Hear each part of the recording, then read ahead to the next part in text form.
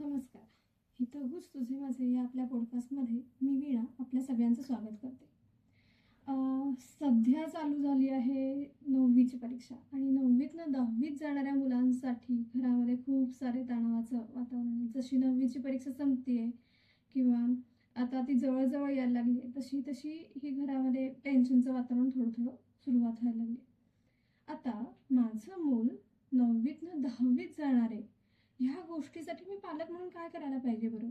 मी अशा कोणत्या गोष्टींचा विचार करायला पाहिजे की जेणेकरून की माझ्या मुलाची 10वी हे माझ्यासाठी टेन्शनचं काम असणार नाही, आणि जरी असलं तरी ते मी कसं हँडल करेन, ह्या विषयावरती बोलण्यासाठी आज आपण भेटलेलो आहोत.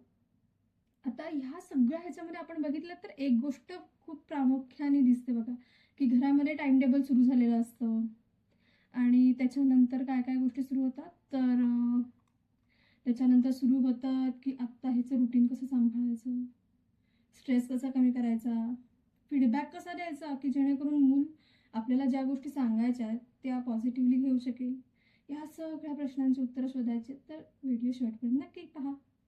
तर आता हे रुटीन कसं हँडल करायचं किंवा ह्या सगळ्या स्ट्रेस लेवल कसं हँडल करायची, ह्या सगळ्यासाठी ना आपल्याकडे खूप प्राचीन कालावधीपासून एक जीवनशैली होती. त्या जीवनशैलीचं नाव पंचकोशावर आधारित जीवनशैली होती.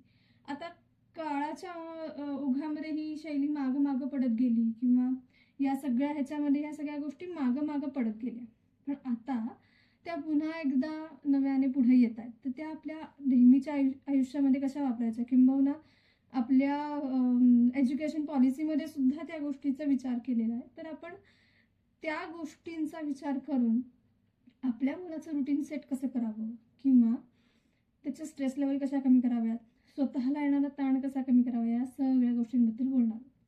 आता पहिल्यांदा आपण विचार करून बघूयात की 10वी सुरू झाल्यावरती पहिली गोष्ट काय होतं बरं. खूप शाळा, कॉलेज किंवा क्लासचे रुटीन सुरू होतात. म्हणजे काय होतं तर एकतर ते रुटीन विस्कळीत झालेलं असतं किंवा खूप सारे क्लास असतात त्यामुळे मूल जेवायला नको म्हणत असतं किंवा काही काही वेळेला मुलं ब्रेकफास्ट स्किप करतात किंवा खूप अबरचबर खातात. म्हणजे जसं स्टडी टाइम टेबल किंवा स्टडी हॅबिटचं टाइम टेबल आपण करतो त्याचबरोबर आपल्या मुलांच्या झोपेचा, त्या काय जेवतायत काय खातायत ह्याचाही विचार करायचा. कारण की जे आपण खाऊ तशाच प्रकारचं आपलं विचार होणार आहे, तसंच आपल्या शरीरामध्ये एक रुटीन बसणार आहे. या सगळ्या गोष्टींचा विचार आपल्याला करायचा. म्हणजे जास्तीत जास्त हेल्दी फ्रूट्स असतील किंवा व्हेजिटेबल्स असतील की जेणेकरून मूल जर का खूप वेळासाठी बसून अभ्यास करणार आहे तर त्याच्यापर्यंत तेवढ्या एनर्जी टिकली पाहिजे. मग त्याच्यामध्ये काही नट्स असतील आणि कमीत कमी जंक फूडचा समावेश, अशा सगळ्या गोष्टी आपल्याला विचार करता येईल. किंवा एक झोपेची वेळ पक्की करणं, म्हणजे कितीही जरी आपल्याला ताण आपल्या आजूबाजूला असला किंवा आपल्याला कितीही हेक्टिक शेड्यूल जरी असलं तरी आपण त्याच्यामध्ये छोट्या छोट्या नॅप्स घेतोय, ह्या गोष्टींचा विचार आपण केला पाहिजे. किंवा रुटीनच असं बनवायचं की याच्यामध्ये थोड्या थोड्या अभ्यासानंतर मुलाची रिलॅक्स होण्यासाठीची गॅप आपण ठेवलेली आहे किंवा मुलांनी पण ठेवलेली आहे. आणि ह्या सगळ्यासोबत किमान 20 ते 25 मिनिटं कुठली तरी फिजिकल ॲक्टिव्हिटी, एक्सरसाइज मूल करत आहे त्याच्यासोबत आपण पण करू शकतो की, कारण की आपण पण या सगळ्या स्ट्रेसमधनं जात असतो. तर ह्या गोष्टी आपल्याला आवर्जून करण्यामध्ये आहेत आणि त्याच्यामध्ये योगासनं तुम्ही करू शकता, स्ट्रेचिंग करू शकता, सायकलिंग करू शकता, रनिंग करू शकता. खूप सारे प्रकार आहेत की जे तुम्हाला रिफ्रेश करेल. आणि ह्या सगळ्या ह्याच्यामध्ये हे वातावरण खूप खेळीमेळीचं राहणं गरजेचं आहे. कारण की जर का पालक म्हणून तुम्हाला प्रेशर येत असेल तर तुम्ही ऑब्व्हियसली ते मुलापर्यंत कधी ना कधीतरी पास होतं. एखाद्या वाक्यातून असेल, एखाद्या विचारातून असेल, ते पास होतं, सहज तरी होतं. आणि मग ते वातावरण थोडंसं स्ट्रेसफुल व्हायला लागतं. ऑब्व्हियसली स्ट्रेस हा गरजेचा असतो किंवा तेवढा पुरता तो ताण हा गरजेचा असतो, पण तो अतिरिक्त होणार नाही याची मात्र आपल्याला काळजी घ्यायला पाहिजे. आता ह्यासोबत आपण आता जसं म्हणलं की घरातली ऊर्जा कशी आहे, घरामध्ये एकूण वातावरण कसं आहे, त्या अभ्यासाच्या बाबतीत असेल किंवा त्या परीक्षेच्या बाबतीत आहे, आपण मुलांकडनं अपेक्षा ठेवताना किती कोणत्या प्रकारच्या ऊर्जेने ठेवतोय हे पण गरजेचं आहे. म्हणजे सतत टेन्शन असेल तर आपल्याला पोटात काही काहीतरी होणं, कुडकुड होणं किंवा लूज मोशन्स होणं किंवा सतत तब्येत बिघडणं, सर्दी खोकला होणं यासारख्या गोष्टी पण आपल्याला दिसतात की जो साचलेला मनातला तणाव आहे तो कोणत्या ना कोणत्या मार्गाने बाहेर पडायचा प्रयत्न करतो. मग अशा वेळी आपल्याला काय करता येईल? तर रोजचं सकाळी 5 मिनिटं शांत बसणं असेल किंवा संध्याकाळी सगळं आवरून झाल्यावरती प्राणायाम करणं असेल, शांत बसणं असेल, अभ्यासाला बसायच्या आधी प्राणायाम करणं असेल की त्यामुळे मन एकाग्र व्हायला पण मदत होईल. आणि या सगळ्यासोबत पालक म्हणून मी पहिल्यांदी 2 शब्द किंवा 2 वाक्य बदलायला पाहिजे. तुझ्या ज्याने काही होणारच नाही, तू ढोबळाच आहेस, याच्याऐवजी तुला किती करता येऊ शकेल याचा विचार कर. जिथं लागेल तिथं मी किंवा आपण कोणाची तरी मदत घेऊया. अशा प्रकारे जर का आपण मोटिवेट केलं तर बऱ्याचदा हे जे ऊर्जा आहे जी सकारात्मक होण्याकरता मदत होऊ शकेल. आता ही येणारी स्ट्रेस लेवल कशी हाताळायची? स्ट्रेस लेवल तर येणार आहे, मला पण येणार आहे ॲज अ पालक म्हणून, आणि माझ्या मुलांवरती तर आहेच, ज्याच्यामध्ये शाळा करते प्रेशराइज्ड किंवा म्हणजे प्रेशराइज्ड अशा अंगाला नाही, पण मुलांचं उत्तमोत्तम करता यावं ह्या दृष्टीने विचार करते आहे.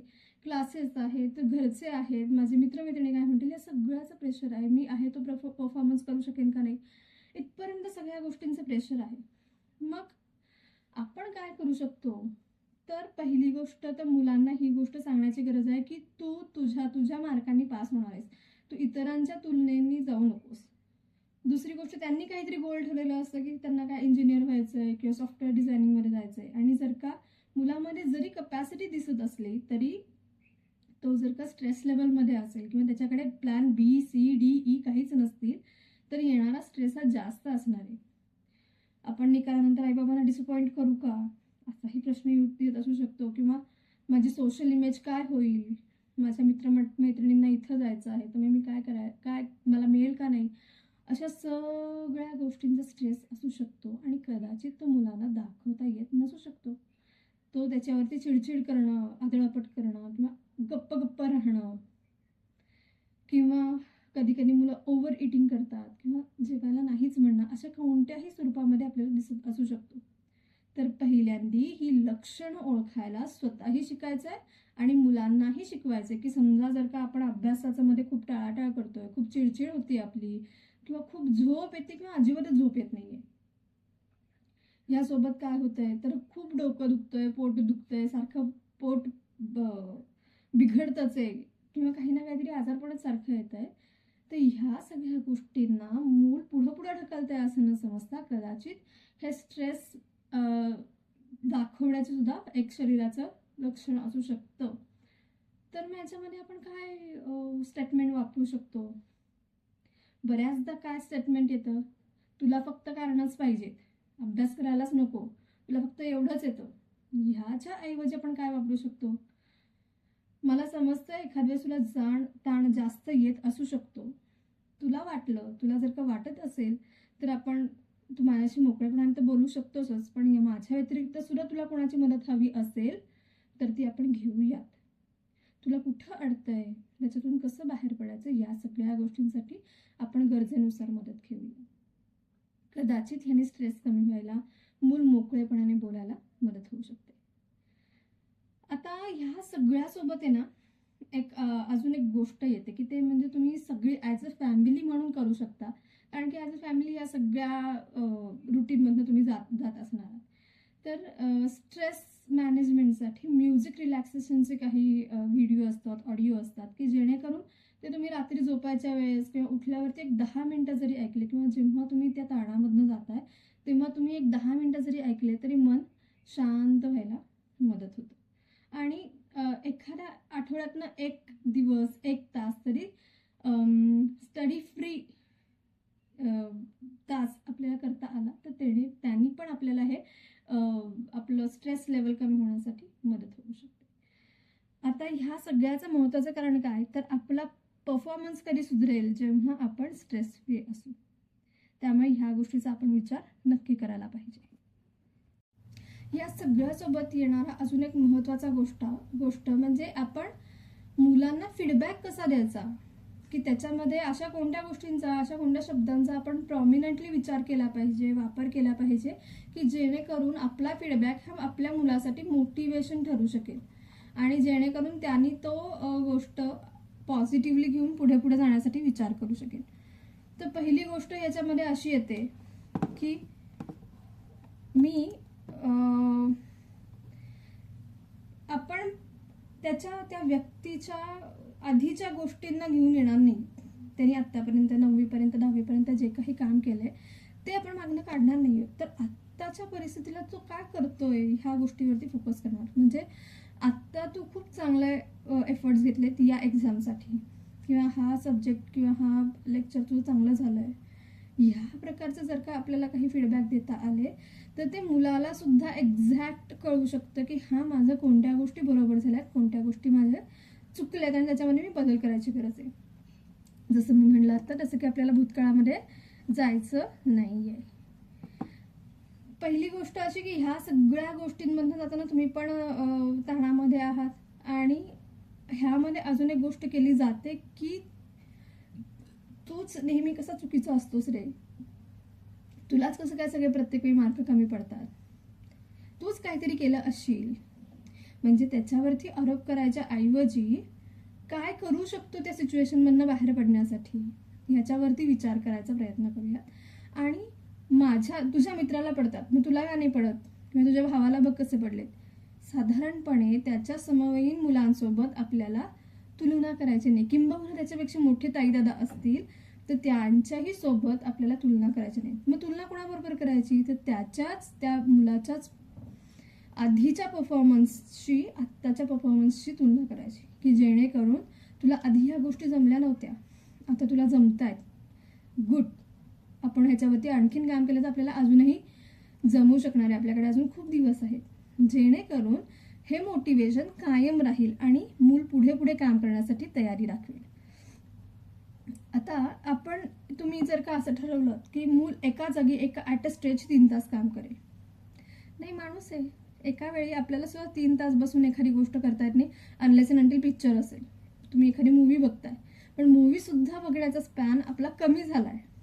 आपण ॲट अ स्ट्रेच 3 तासाची मूवी आताशी पण बघत नाही, त्याच्यामध्ये पण इंटरव्हल असतात, त्याच्यामध्ये पण काही ना काहीतरी गोष्टींमध्ये आपलं लक्ष इकडे तिकडे जातं. मग अभ्यासासारख्या गोष्टींमध्ये जिथं तुम्हाला खूप फोकस्ड लागणार आहे, ती गोष्ट आपण एक्सपेक्ट नाही करू शकत की मूल 3 तास करेल.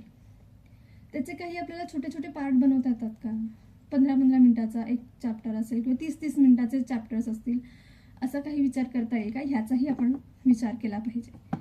जर का मूल फोकस्ड राहिलं तर आपल्याला हे अचीव करणं सुद्धा सोपं राहील. आता पालक म्हणून मी काय भूमिकेमध्ये असलं पाहिजे, हा प्रश्न आपण स्वतःला पण विचारायची गरज आहे.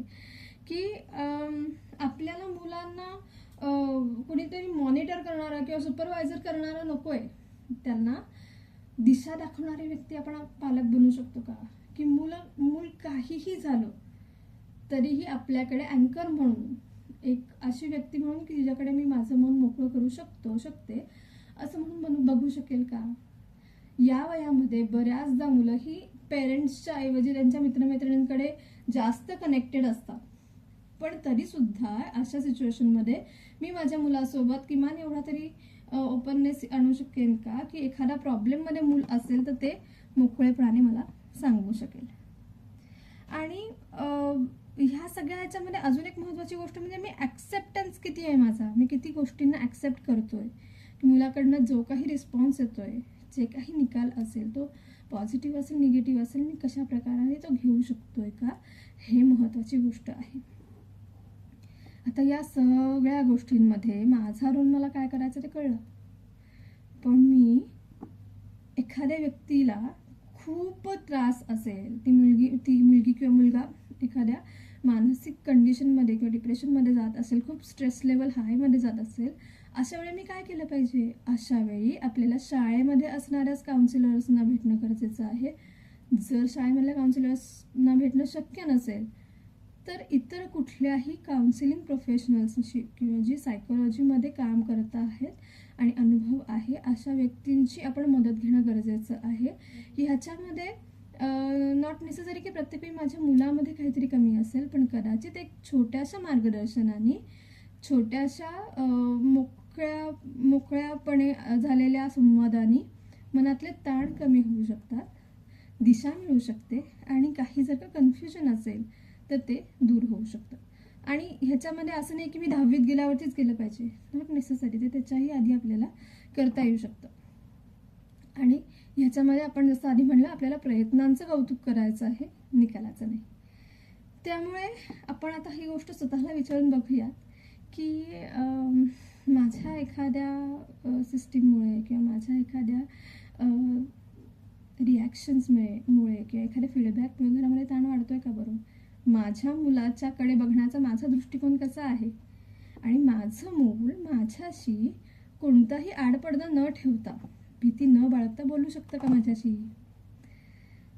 तर हे सगळं आपल्याकडे ना पंचकोशावरती आधारित होतं. आणि हीच लाईफस्टाईल आपण जर का पुन्हा आणायचा प्रयत्न केला तर हे वातावरण आपल्याला खूप लहानपणापासून मुलांमध्ये रुजवता येऊ शकतं. अर्थात ही परीक्षा काही फक्त त्या मुलाची नाही आहे, ही आपली पण परीक्षा आहे. कारण की आपलं पण बऱ्याचदा टेम्पर हलणार आहे, आपल्याला पण खूपदा राग येणार आहे. किती जरी म्हणलं की नाही आपण शांत राहायचं, तरी ते शक्य होणार नाही आहे. त्यामुळे आपण स्वतःसुद्धा या सगळ्या गोष्टींचा अनुभव घेत मुलाला सपोर्ट करण्यासाठी प्रयत्न करूया.